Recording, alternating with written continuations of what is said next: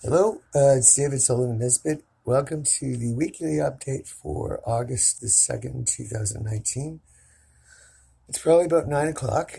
I did tape some part of an update and it struggled with me all day what to say and how to say it. So I thought we'd start off with something brand new. This message goes out to AC. Hello, AC, I hope you're well. And here's the message. Me. On the day that you were born, the angels got together and decided to create a dream come true. So they sprinkled moon dust in your hair, a golden twilight in your eyes of blue. Blue, blue. That is why all the girls in town follow you all around, just like me. They long to be close to you. Hello, AC. That goes out to you. Special message. I was just thinking of you, and so you started off the weekly update. I stopped by your place. It was around probably July or August of 2017 before I left Toronto. I haven't been back since, by the way. That's them. You were gone, of course. I could sense that. The whole building was quiet. I wonder if you ever did get your closet cleaned out in your living room. I doubt not, so I don't think that'll ever get done.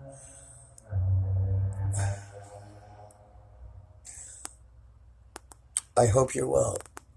I wonder sometimes if my work helped you and kept you alive. That would be a great thing. I wonder where you are, what you do with your days, what you thought when you heard about the great apocalypse. So, JC, my best wishes go out to you. One day I hope we can see each other again. I hope your mom's okay, and your dad. Um,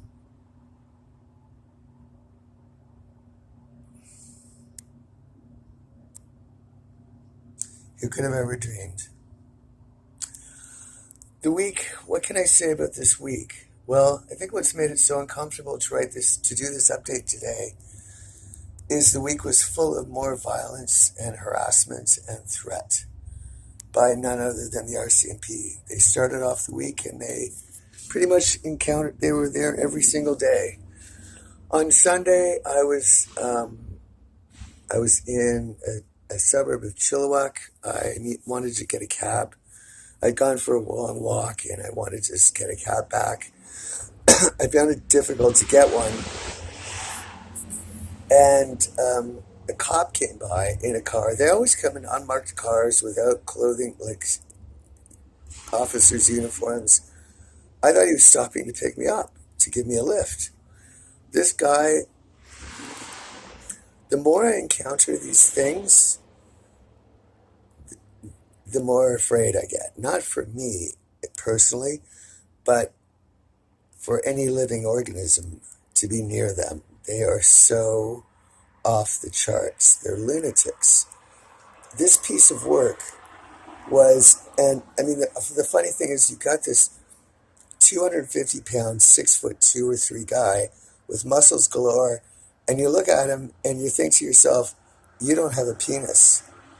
Like it's just something's missing here, besides the obvious. And so this guy is like totally sarcastic and berating me and this and that. And he starts off, he says, every sentence ended, fuck you, fuck you, fuck you. And then all of a sudden he just said, fuck you, fuck you. Like he just repeated it over and again. And the thing with these things is, they're not thinking for themselves. Someone is behind the scenes somewhere on a computer operating them, telling them what to say and what to do. So you're talking to someone and basically, the power imbalance is so outrageous that this person is controlling every single person around you, so that five people could say, yeah, you did this. And because five different people would say it, it would look like there's five different witnesses when there's actually just one. It's one person expressing their desires or opinions through five different voices. So this is the insidious part of this. This has been going on in this country for how long? Decades. Skewing election results, skewing stock markets, skewing anything, skewing public opinion, skewing news reports, so that you think, oh, there's many people who believe this when it's actually just one voice. I asked this guy if he would call me a cab, and he refused. I asked him his badge number, he refused. I asked him his name, he refused. Like, to sit here and have to put up with this from a non-human, to have to put up with this from a cop to begin with, this attitude, would be one thing. But a non-human, to have to arm them with semi-automatic guns and put them in control of humans is outrageous. That was Sunday morning. I left Sunday. I left Vancouver on Sorry, I'm getting the days mixed up. I left Vancouver because I realized I'd gone to a suburb of Vancouver and went back in and realized I'm getting out of here. So I took several buses and I left from Vancouver and I was hoping to get to Harrison Hot Springs. I didn't make it all the way. I made it to Chilliwack. Chilliwack is a city, small city. It used to have a Canadian Forces base active here. I don't know what's left, but it's 4.5 hours drive east of Vancouver. It's right at the very far eastern side of the Fraser Valley.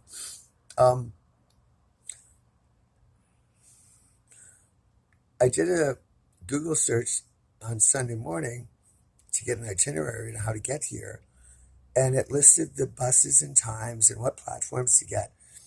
And it said that there was a bus that went from Chilliwack to Harrison's Hot Springs at whatever, 3:30, 4 o'clock in the afternoon.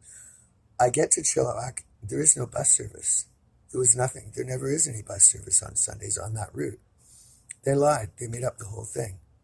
They doctored the TransLink schedule to make it look as if I could get all the way to Harrison Hot Springs, when the truth is I'd find out at 4 o'clock in the afternoon I was stuck in Chilliwack for the evening. I went to a place called Rosedale. It's a small, tiny community east of Chilliwack. I spent one night there in front of a Tim Hortons Esso gas station. Where I'm going with this is I was harassed in Chilliwack by a cop. Then I got to a town called Hope, which was above Harrison Hot Springs, at northerly above, which was important to me to be above it, not below it. And it should give exits to freedom. I've been eating more when I could eat of cheeses and dairy and milk, yogurt, pizza, ice cream, Evian water. I've been going whole hog on it, so that I was eating nothing bad at all, nothing bad meaning for this pathogen, and only drinking stuff and eating stuff that was known to get rid of it. And it did. And I waited, and see, the thing is, I'm still skeptical about some things. The definition of the mountains is back. Whatever they're called, whatever they are, radioactive isotopes, whatever they're pumping into the air, I can now see that again. And the Pigpen cloud I have not seen, but I have seen something else that's, I don't know how to describe it. And I don't want to use any words because I don't want to have anyone pigeonhole me and say that I said something and take it out of hand. Let me just say that at nighttime, there are characters around that act like Casper.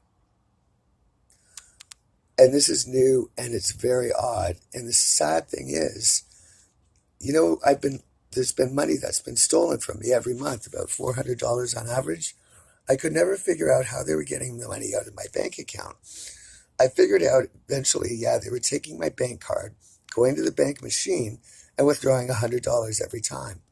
But I could never figure out, why am I not waking up? How are you able to do this and never, ever once wake me up? I never got a sense that anyone was around me. It's because of these things. They are evil spirits that are taking stuff from me, my bank card and stuff, and this is how they're doing it. This is how Stephen Harper and Jody Wilson-Raybould and the whole gang are treating me and raping me. Evil spirits are now stealing cards, stealing things from my bags, so I have no idea what's going on. I'm defenseless. I saw this group of people in a park, and I went up the street, and I was staring straight into the park right at these people, and I pulled my smartphone out to start photographing it. Well, lo and behold, this cop car appears, RCMP car appears out of nowhere, claiming that people had been saying that I was standing in front of their houses looking at them. Totally not true. What I did notice, though, is when I turned the corner on the street to start walking up towards the park, there was a very loud, gregarious, purposeful exit of people from one house, allegedly from a dinner party, and they were having a gay old time, laughing and screaming and making sure that I noticed them. The whole thing was a setup. Once I started walking down this street, these people would come out, pretend to be exiting a dinner party, and I'd call the police and claim that I was standing in front of their house staring at them. So this cop, of course, was a clone, totally incommunicable, totally could not communicate with him at all. Just nothing was getting through to him. So that was that night. Wednesday night, I was in Hope. And, sorry, that's the same night. This was the second cop who came after me. There's so many of them, and I'm so tired. I haven't slept in days. That was the second time. So that was around 9:30 or so, 9:30, 10 maybe. I found a cubbyhole like this in front of a store, just totally empty, and I started sleeping there. Well, this cop shows up at 12:30 at night, in the morning, and stating that I was in the area and there had been reports about me and what was I doing. And unfortunately, I taped it, so it's all available on YouTube for you to watch yourself. But people like me shouldn't be in the area, and all kinds of allegations about mental health and all this bullshit goes on and on again. That one leaves eventually. And then at 3:30 in the morning, I'm woken up by another goddamn cop. And this one's claiming that I'm taking off my clothes and committing indecent acts. The irony is, if he woke me up, I went through one of my scratching fits. My eczema is still there. I think what's really going on is a combination of eczema. It's a combination of a product that was designed and covered in a liquid that was guaranteed to cause a skin infection and irritation, and heat of the summer, and horrendous predatory advances by non-human machines with guns. That causes me to wake up in the middle of the night scratching like crazy. Apparently I'd scratched and my pants had gone down maybe about 3 or 4 inches. So they weren't at my waist. They were a few inches down. Well, this cop jumped on this bandwagon that I was committing indecent acts in the public and that I should be thrown in jail. Good God. So this one went on and on and on and on. He left, and then 2 or 3 hours later, another jackass appeared. Last night, I'm now in, where am I? I'm now in a town called Agassiz, which is north of Chilliwack and south of Harrison Hot Springs. last night, um, I went back to Chilliwack. Oh, what happened was I had to go back to Chilliwack to get a bank card because the fifth bank card had been stolen earlier in the week. Stephen Harper stole another bank card. So I wouldn't have any money and I'd be completely under his control and trapped and I wouldn't be able to escape. So I had to go into Chilliwack to get a bank card and thankfully I got it. And so I was going to take the bus back up here to Agassiz, but they canceled all the buses. Because I was in Chilliwack, they just canceled them all. All the buses were canceled. So I couldn't go anywhere. I was trapped. This is how desperate things are. Um, I went for a walk and decided to go to walk toward this Tim Hortons that's open 24 hours in Rosedale. Um, I'm under a lot of stress, and sometimes I let out my stress by speaking very loudly out loud about what I think and what I want and what I'm demanding. The scary thing is, all of a sudden, out of nowhere, I started, when cars were going by, which wasn't frequent, I was trying to get a cab. And this SUV pulled up, unmarked, no lights inside the car at all. And this voice comes out, this male voice. What are you doing? Where are you going? And I asked, who the hell are you? I'm a cop. Oh, really? Do you want to put a light on so I can see your face? It was so bizarre. Now, the worst part of it is this cop was speaking to me in a male voice. It wasn't a male cop. It was a female cop. I know the cop. The female cop is on YouTube, and you can see her yourself. I can't remember the title of it, but about 3 weeks ago, I put out a video about the RCMP harassing or stalking me in Vancouver. There were two cops that night, a female and a male cop, and they were standing over me. I was sitting down like I am now against a brick wall, and I took the female cop is in the film. It was the exact same fucking cop. Despite the fact that she left all the lights on the car black, except for the light from the laptop she had, everything was black. Everything was out. And I wondered, why are you doing this? Why are you hiding yourself? And then I saw, you're not a man, you're a woman. I could see she had long hair down to about down to about below her shoulder, wavy. I saw the wavy hair. It was her. And I thought, oh my God, you're the same one.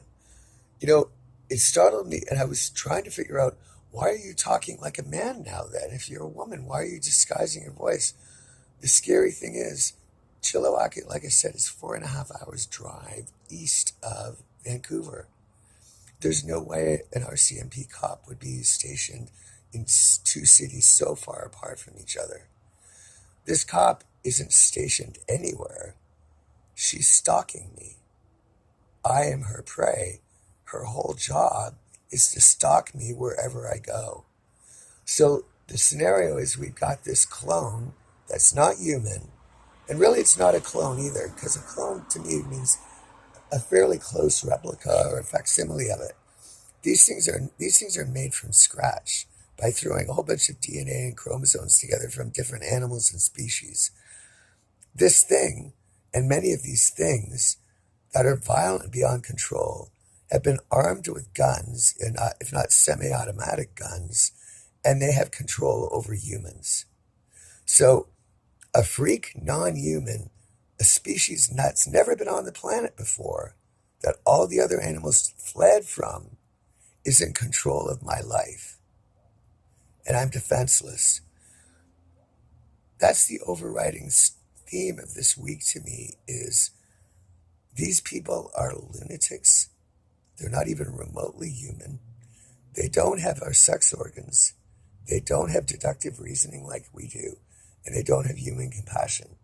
They also do not have a Holy Spirit in them.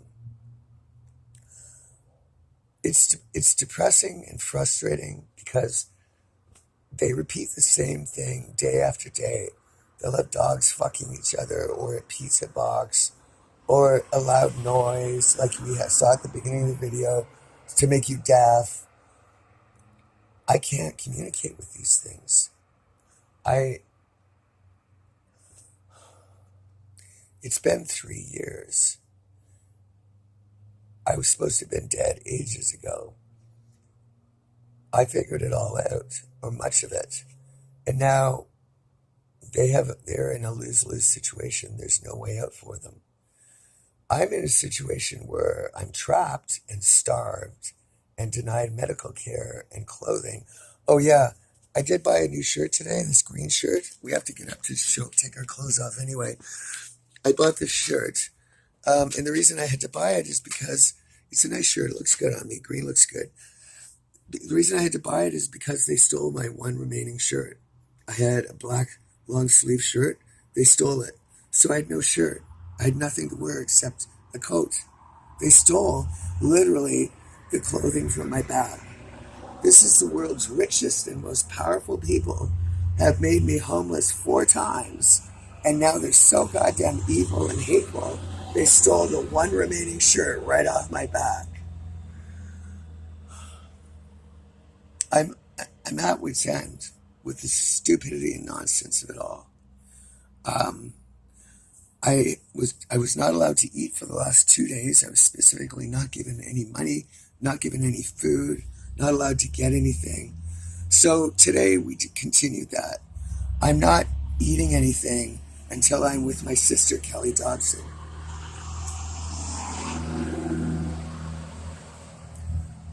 The other thing, despite all attempts to distract you, the other thing is there's been this big game here about pizza and clean water and cake and yogurt and all this stuff to clean out your body. So this pathogen that made you not be able to see properly is dead. Part of this is true and part of it is bullshit.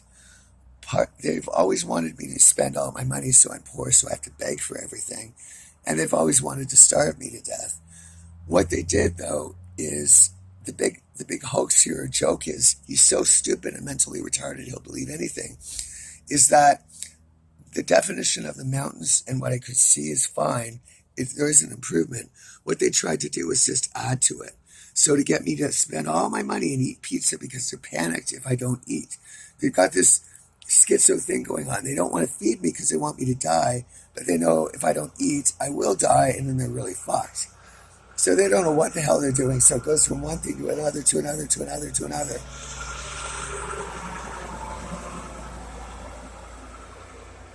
See what I live with? The thing is, though, I now see that much of this is bullshit. Some of the improvement in sight is real, but a lot of the other stuff is just manufactured bullshit to get me to spend all my money on pizzas and all this shit and run out of money and have nothing, so that they can make me beg and mock me and taser me and sound blast me like you just saw.